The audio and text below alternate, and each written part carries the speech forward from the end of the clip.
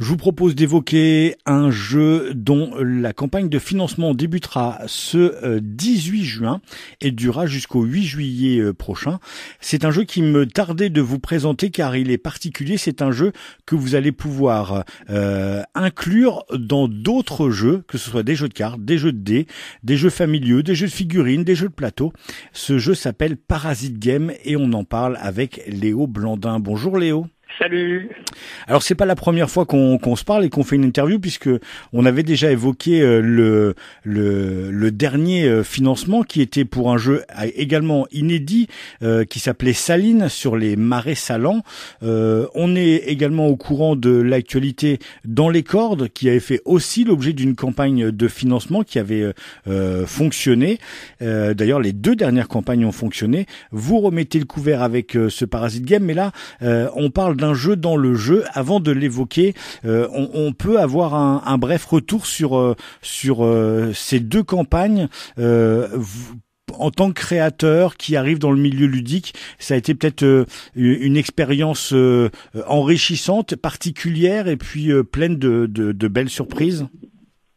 Alors oui, bien sûr. Alors dans les cordes, c'était un peu particulier parce qu'on fait une campagne sur Eloisson. Donc c'est une plateforme associative parce qu'à la base, ça devait être une association qui devait éditer le jeu. Du coup, à la fin, c'est ma maison d'édition, Chèvre Édition, qui a financé l'association. Donc ça a été un peu marrant. Et Saline, on l'a fait sur Ulule.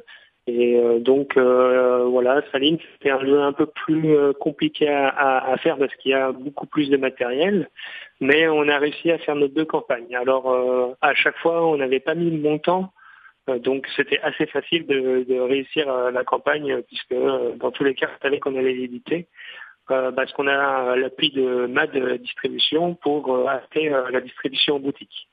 En fait, les financements participatifs, c'est vraiment pour pouvoir produire le jeu et ça nous aide vraiment grandement parce que sans ça, c'est très compliqué en tant que micro-maison d'édition d'avoir les finances pour payer des impressions de jeu. Et puis, il y a une réelle envie de se servir de ces financements pour aider des associations. On en reparlera également autour de ce jeu Parasite Game.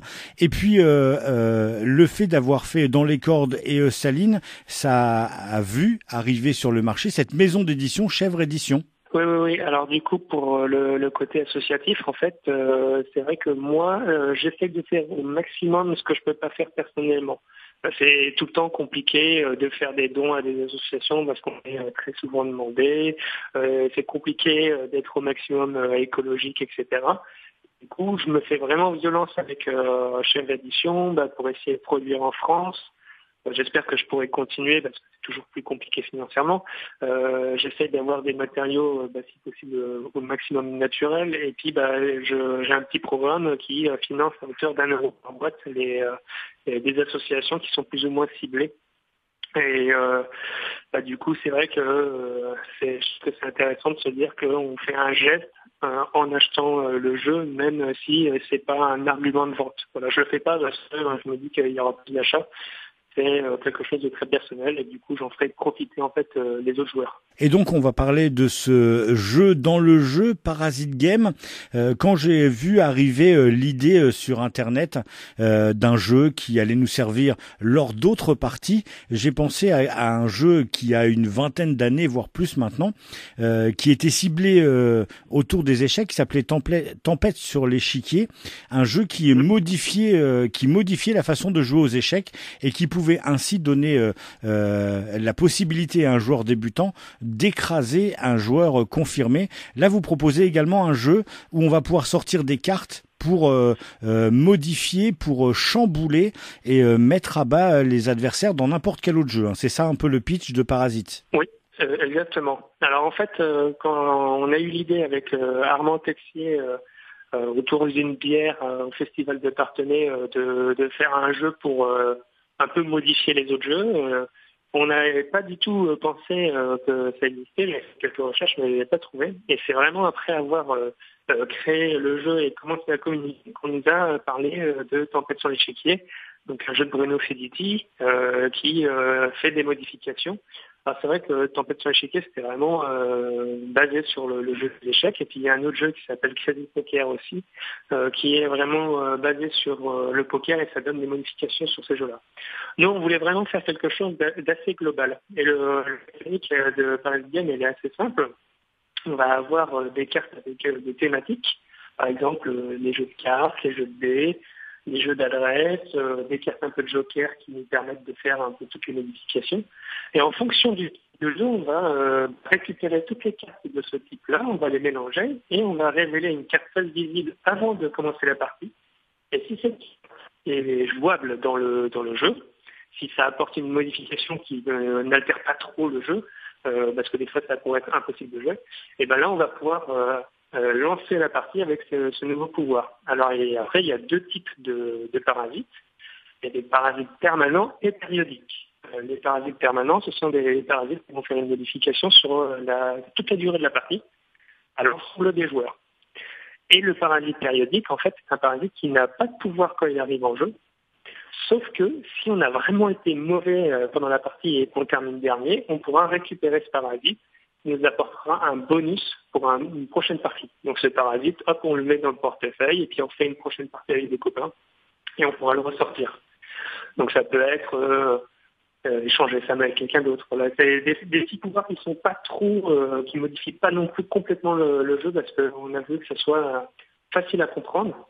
Parce que c'est comme si on rajoutait une nouvelle règle et que ça soit facilement jouable dans un autre jeu. Alors du coup, c'est des cartes qui vont servir sur l'instant, mais qui vont aussi voyager de joueur en joueur, puisque du coup, ces cartes, elles peuvent passer d'un joueur à un autre, et même pourquoi pas voyager à travers la France si vous sortez votre jeu lors, on peut imaginer d'un salon, d'un festival, ce genre de choses.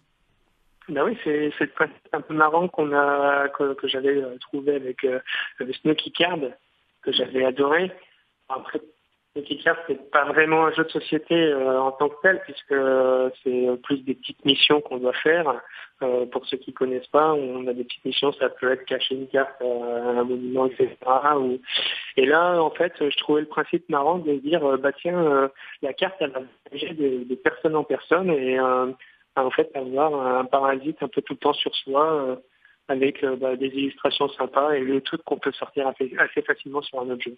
Alors comment vous avez travaillé? Est-ce que ça a été facile de trouver des règles qui puissent modifier les jeux sans que ce soit pas trop non plus, comme vous le disiez, pas jouable du tout? Et puis en plus après, il a fallu aussi faire en sorte que la carte soit drôle avec les illustrations, trouver les noms aussi qui soient en adéquation avec les pouvoirs. Il y a eu un vrai travail, on va dire éditorial autour de ce jeu et de ces cartes. Oui, alors le gros souci qu'on a eu au départ, c'est que moi j'avais tendance à faire des pouvoirs qui étaient très ciblés et du coup c'était difficile de jouer dans de nombreux jeux. Donc en fait on a dû vraiment les affiner et puis les édulcorer un petit peu, les faire un peu moins poussifs pour que ça soit plus facile sur plein de jeux. Et en fait, j'ai créé un petit groupe Facebook avec des personnes qui suivent la page de la chèvre. Et j'avais demandé s'il y avait des gens qui aimaient bien faire des jeux de mots, de me retrouver. Et pendant le confinement, tous les jours, je proposais 3 pouvoirs que j'avais créés. Et des fois, on avait des illustrations, des fois, on n'avait pas encore l'illustration d'Armand. Et en fonction du pouvoir et des illustrations, le but, c'était de trouver des jeux de mots. Alors, j'ai eu une pléthore de jeux de mots sympathiques. Et donc, j'ai fait un choix à chaque fois pour prendre le jeu le plus sympa, le jeu de mots le plus sympa avec l'illustration et le pouvoir. Et on a eu après donc tout un travail sur la traduction, puisque c'est une expérience pour moi avec le financement sur Kickstarter. Je lance le jeu en français et en anglais. Et du coup, pour les traductions, j'ai demandé à une traductrice professionnelle qui s'appelle Armel. Alors, son nom de famille, je ne pourrais pas vous dire parce que c'est un nom de famille un peu compliqué. Mais ça sera noté dans les règles de toute façon. Et elle a travaillé aussi avec une personne anglaise et une personne américaine pour que on puisse comprendre le jeu de mots qu'on soit aux États-Unis ou en Angleterre. Donc il y a vraiment aussi toute une recherche de jeux de mots sur les pays anglophones. Donc c'était assez intéressant. Alors moi je parle pas du tout anglais, donc c'était un peu compliqué, mais du coup c'était très sympa, on s'est bien amusé. Les illustrations sont dans un univers un peu décalé, ça ressemble un petit peu au petit monstre qu'il y a dans la BD Kid Paddle, avec un fond graphique qui est un peu plus réaliste. Donc on a voulu casser un peu les codes. Donc voilà, on s'est bien amusé en tout cas. Il faut citer, vous l'avez nommé tout à l'heure, Armand Texier, qui est co-auteur avec vous sur ce jeu et qui a travaillé aussi au niveau des illustrations. Ça a été difficile. Est-ce qu'il a fallu en mettre de côté en disant, vous le disiez, hein, à un moment donné, vous avez poussé, c'était trop ciblé les jeux. Est-ce que le travail a été compliqué pour garder ceux qui étaient le plus parlants, en sachant que vous vouliez sûrement vous adresser à aussi des gens qui avaient peut-être pas l'habitude du jeu de société moderne? Oui, exactement. Du coup, on a encore un stock d'illustrations et il m'en a fait un peu plus. Du coup, il y a pas mal d'illustrations qui vont servir pour des stretch goals. Normalement, c'est stretch goals pour les paliers sur la Kickstarter. Nous, on a fait un jeu de mots avec goats qui est chèvre en anglais. Et donc, 98% des illustrations sont réutilisées. Voilà, on n'essaie pas de tout le travail d'Armand. Voilà, au maximum, on essaie de le réutiliser pour que ça soit des petites cartes bonus pendant la campagne de financement. Et c'était un peu triste de se dire, tiens, il a fait une illustration, on la jette. Donc, pour lui, ça a été. Là, il manque peut-être une ou deux illustrations parce qu'on essaie de faire des petits paliers en plus. Donc potentiellement, il y aura peut-être encore une ou deux cartes en plus qui doivent arriver. Mais normalement, toutes les illustrations sont faites, toutes les cartes sont faites, les traductions sont faites. Donc là, on est bien. Alors vous allez vous adresser à des joueurs qui jouent à des jeux d'adresse, à des jeux de cartes, à des jeux de dés, à des jeux de figurines, des jeux de société. Il y a combien de cartes dans ce paquet Parasite ? Alors, dans la boîte de base, il y a 54 cartes. Et avec les stretch goals, donc il y a des cartes bonus qui peuvent apparaître en plus. Mais c'est un petit paquet de 54 cartes qui est vendu 10 €, prix de vente public conseillé. Ce sera le même prix en boutique. Et dans les 10 €, c'est 1 € pour une association qui fait ACP, Agro contre le paludisme. C'est une petite association de Paris qui lutte depuis une quinzaine d'années, contre le paludisme. Et c'est 10 € frais de port compris, hein. Il n'y a pas de surprise. Uniquement pour la France. Ouais, uniquement pour la France, d'accord. Après, les frais de port, en fonction des autres pays, la Suisse et la Belgique, il y a 2 € de frais de port. Et par contre, les États-Unis, c'est 5 € et le reste du monde, c'est 7 €. Donc, ça reste peu cher, mais c'était compliqué dans le reste du monde de dire 10 € frais de port compris quand on a plus de 7 € en frais d'envoi. Vous vous frottez à la page Kickstarter, vous l'avez dit, ça veut dire un jeu qui va être en français, en anglais. C'est une autre expérience de se frotter, j'ai envie de dire presque au reste du monde par rapport à un jeu qui est édité simplement en France, comme a pu l'être Saline ou Dans les cordes.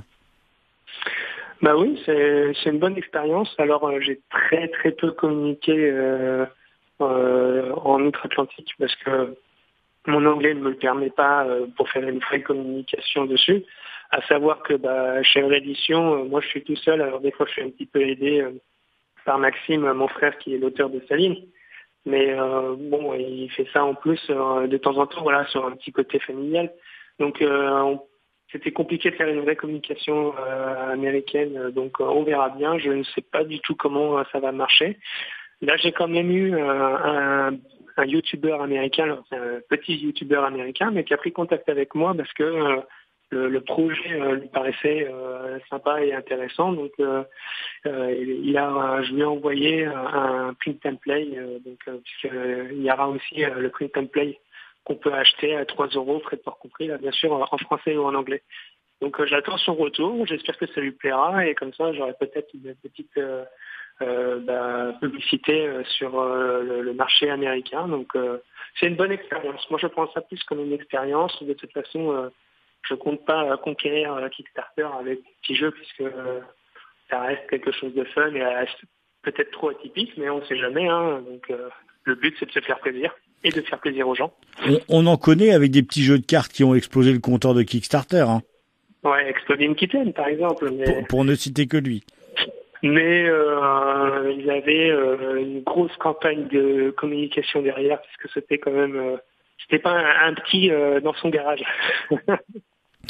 Non, mais en tout cas, Parasite Game a ça pour lui que il est un peu unique dans son genre. On a cité tout à l'heure les deux jeux pour le poker et pour les échecs. Là, vous allez vous adresser à une communauté de joueurs qui vont vouloir modifier leur partie de jeu préféré. Peut-être, on pense à tous ceux qui ont l'habitude de jouer aux jeux de figurines, les gros jeux de plateau experts, les poses d'ouvriers, les jeux de cartes, ceux qui font du deck building, et tout d'un coup il va y avoir cette petite carte qui va annoncer on va dire un peu du challenge pour le reste de la partie. Oui, et puis de toute façon, alors c'est noté dans les règles, et pour moi c'est très important. Parasite Game, c'est un jeu modulable, c'est-à-dire que en tant que joueur, on a le droit de moduler ses cartes et de modifier les cartes en fonction du type de jeu et du type de joueur qu'on va avoir. Le but, c'est vraiment pas de se prendre une contrainte et de passer un mauvais moment. Le but, c'est de faire une modification de règles pour découvrir une nouvelle façon de jouer à son jeu, parce que ça fait longtemps qu'on joue à son jeu et qu'on le connaît par cœur, ou de mettre une contrainte pour rajouter une nouvelle difficulté. Voilà, c'est vraiment, moi je me répète, mais c'est prendre du plaisir et de s'amuser. Donc même sur des gros jeux, même si je pense que c'est compliqué de jouer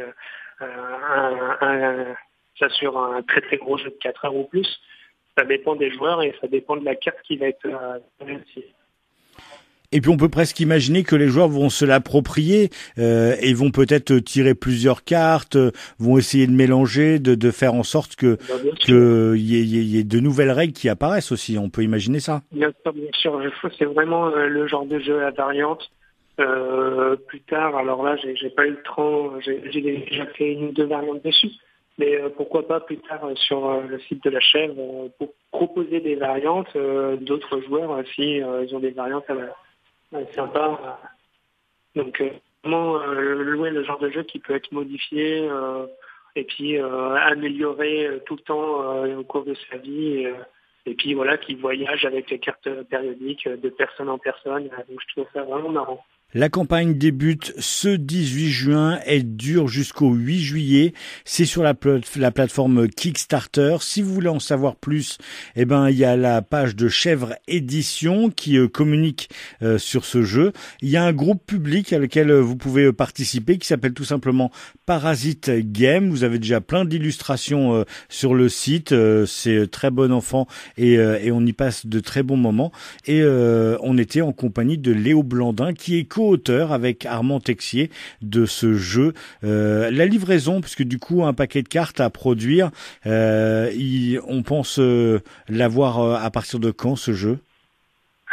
Alors, pour le moment, j'ai mis sur le Kickstarter beaucoup de pincettes. J'ai dit un maximum de 4 mois de livraison, mais c'est un maximum. Je pense que une fois la campagne de financement participatif faite, en un mois ou deux, ça devrait être bon en comptant la livraison.